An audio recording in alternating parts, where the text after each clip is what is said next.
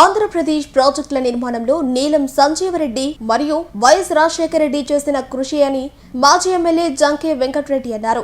నెల్లూరులో రాయలసీమ ఎత్తిపోతల పథకం భవిష్యత్తు కార్యాచరణపై నిర్వహించిన రౌండ్ టేబుల్ సమావేశంలో ఆయన పాల్గొని మాట్లాడారు. వెలుగొండ ప్రాజెక్టు విషయంలో గతంలో చంద్రబాబు నాయుడు చేసిన హేళనలు, రైతన్నలకు జరిగిన అన్యాయాన్ని ఆయన ఎండగట్టారు. ఎన్నికల కోసమే చంద్రబాబు శిలాఫలకాలు వేస్తారని, కానీ రైతుల అభివృద్ధిపై ఆయనకు చిత్తశుద్ధి లేదని మండిపడ్డారు.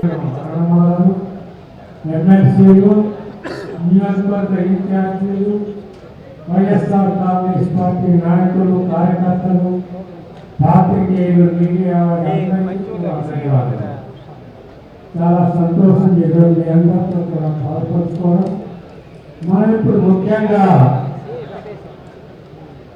శ్రీశైల ప్రాజెక్ట్ అయితేనేమి, నాగార్జున సాగర్ ప్రాజెక్ట్ అయితేనేమి, ఈ రెండు ప్రాజెక్టులను ఏర్పాటు చేయడానికి మన మాజీ రాష్ట్రపతి, మాజీ ముఖ్యమంత్రి నీలం సంజీవరెడ్డి గారు ఆ రోజు శంకుస్థాపన చేయించి అందరికీ తెలుసుకుంటున్నారు.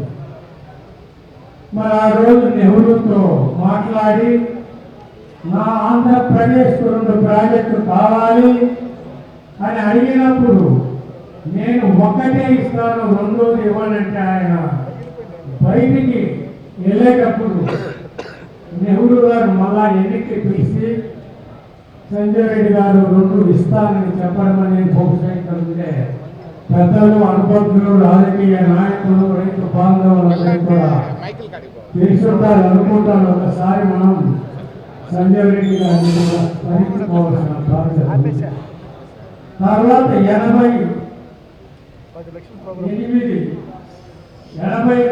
భారీ ప్రాజెక్టులు అవన్నీ కూడా ఒకేసారి మంజూరు చేసి శంకుస్థాపన చేసిన ఘనత మన మాజీ ముఖ్యమంత్రి డాక్టర్ వైఎస్ రాజశేఖర రెడ్డి గారిని కూడా స్మరించుకోవాలి. ఎందుకంటే ఒక ప్రాజెక్టు నిర్మించారు, ఒకరు జలయజ్ఞం ద్వారా ఆంధ్రప్రదేశ్ను అన్నపూర్ణగా చేయాలి, ఈ రాష్ట్రం అభివృద్ధి చెందితే రైతు బాంధవులు, రైతు పక్షపాతమైన వైఎస్ రాజశేఖర రెడ్డి గారు మరి ఈ రోజు మనం అందరం కూడా అనుకుంటాం ఆయన చేశారు. ఆయన రైతు కుటుంబం వచ్చిన మనిషి. డాక్టర్గా నాడిపట్టి రోగమేమిటో నిర్ణయించేవారే కానీ రైతు యొక్క నాడిపట్టి ఆ లబ్ధం అనే శబ్దాన్ని గుర్తుపెట్టుకొని ఆయన రైతు ఎలా చేయాలి, రేయింబోళ్ళు కష్టపడి వానకు తడిసి ఎండకు ఎండి ఆ రైతు కుటుంబాలు బాగుంటేనే ఈ రాజ్యానికి రైతే రాదు అనే ఒక మంచి నానుడితో ఆంధ్రప్రదేశ్ను అన్నపూర్ణగా చేసిన ఘనత ఒక వైఎస్ఆర్. మరి ఆయన ఆ రోజు 84 ప్రాజెక్టులు బహుశా రాయలసీమ ఎత్తిపోతల పోతిరెడ్డిపాడు తీసుకురావడము, దాదాపు 900 కోట్లతో 12 పప్పుల ద్వారా రాయలసీమను, ఈ నెల్లూరు ప్రాంతాన్ని బాగు చేయాలి.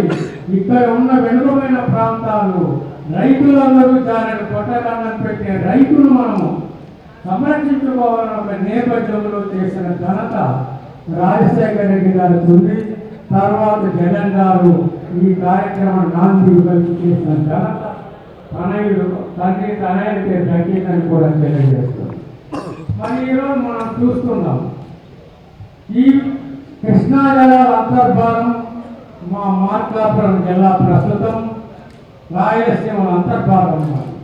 ఆనాడు కర్నూలు జిల్లా అంటే ప్రకాశం ఇప్పుడు మార్కాపురం జిల్లా. మరి ఎన్ని మార్పులు వచ్చినా కూడా రైతులు బాగుపడాలంటే నీరు సౌకర్యం కావాలి. మాకు వెలుగొండ ప్రాజెక్ట్ అనేది ఒకటి ఉంది. ఆ రోజు 96లో నేను ఇండిపెండెంట్గా ఎమ్మెల్యేగా ఉన్నప్పుడు ఇదే చంద్రబాబు నాయుడు గారు ముఖ్యమంత్రి ఉంటే, అయ్యా మేము కరువు ప్రాంతం నుంచి వచ్చిన శాసనసభ్యులము, మాకు వెలుగొండ కావాలి, ఆ వెలుగొండ వస్తేనే పక్క దిక్కిన రైతులందరూ కూడా బాగుపడి ఆ యొక్క ప్రాంతం సస్యశ్యామని చెప్తే ఆనాడు ఒక్కటే ఒక్క మాట్లాడాలి, నీరు ఎక్కడ ఉంది, నిధులు ఎక్కడ ఉన్నాయంటారు. అంటే దాని అర్థం ఒక ముఖ్యమంత్రి అన్నదంతా మాట్లాడాలని ఒకసారి మనం రైతులందరూ ఆలోచించుకోవాలి. అదే తర్వాత బై ఎలక్షన్ వచ్చింది, ఎంపీ బై ఎలక్షన్. ఆ రోజు హడావుడిగా కోడే స్తోత్రాలు మాజీ మంత్రివర్యులు గొట్టిపాటి హనుమంతరావు గారు మంత్రులు ఆ రోజు ఇద్దరు హడావుడిగా పంపించి స్థానిక శాసనసభ్యుని మాట్లాడి శిలాపలకం ఎక్కడ వేయాలో గుర్మని చెప్పిన మహానుభావుడు చంద్రబాబు. అంటే ఆయన ఏంటి, ఎలక్షన్ల కోసము రైతులు ఎలా పోతే ఎవరు ఎలా పోతే అని ఆ గెలిపించుకోవాలనే తత్వంతో ఆ రోజు 96/5/3/5/96న శంకుస్థాపన చేస్తే ఈనాటికి పూర్తి కాలే. ఒక 10 కోట్లు పెట్టాడు, ఒక చిన్న మిషన్ తెప్పించి టెస్ట్ చేసి సాయం చేస్తాము. కానీ చేసిండు ఎప్పుడు మేము 5 సంవత్సరాలు సార్ మా వెలుగునంటే ఏమైనా కట్టుకోవాలంటారు. మేమంతా పిచ్చారం అనుకున్నాం.